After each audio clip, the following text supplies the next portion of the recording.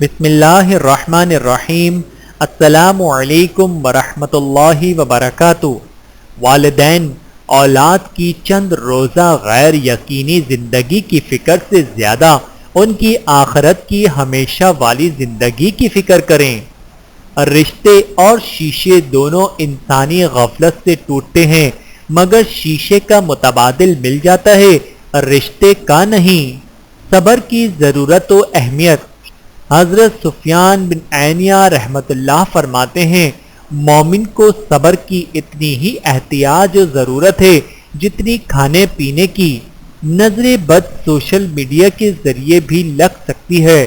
Social media پر اپنے پیارے بچوں کی اور اپنے خوبصورت گھر کی تصاویر لگانے سے احتراز کریں، کیونکہ دنیا میں حاسدین اور بدخواہوں کی تعداد ہمدردوں اور خیر خواہوں سے زیادہ ہے۔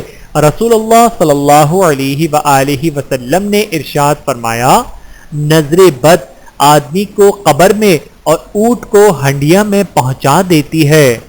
ہمیشہ کی جدائی سے بچیں۔ موت ہمیشہ کی جدائی کا سبب نہیں، ہم سب نے آخرت میں ضرور دوبارہ جمع ہونا ہے۔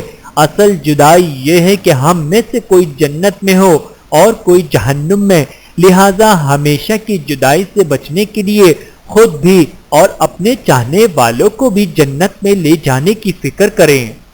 اللہ تعالی ہم سب کو سمجھنے کی اور عمل کرنے کی توفیق عطا فرمائے۔ آمین ثم آمین۔